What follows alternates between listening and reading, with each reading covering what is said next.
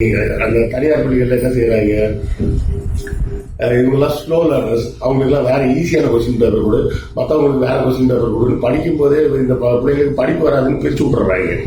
நான் சில தனியார் பள்ளியெல்லாம் பார்த்துருக்கிறேன். என் பையன் 5ஆம் கிளாஸ் தனியார் பள்ளியில் தான் படித்தான். அப்போ நிறைய பெற்றோர் சண்டை போடுவாங்க, அது எப்படி என் பிள்ளை நீங்க ஸ்லோ லேர்னர்னு முடிவு பண்ணலாம் அப்படின்னு.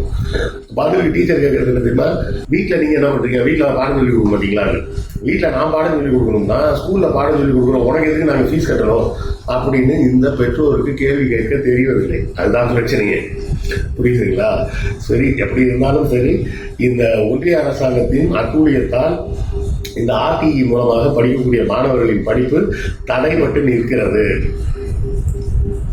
அப்படிங்கிற அளவில் இதை நம்ம புரிஞ்சுக்கலாம். ஆனால் சம்பந்தம் இல்லாமல் உயர் நீதிமன்றம் தமிழக அரசை கேள்வி கேட்குது அப்படிங்கிறது தான் இந்த செய்தியில் உள்ள சாராம்சம்ன்றதை நம்ம புரிஞ்சுக்கலாம். இது குறித்த உங்கள் கருத்துக்கள் என்னன்றதை கமெண்ட்ல சொல்லுங்க, நானும் தெரிஞ்சுக்கிறேன்.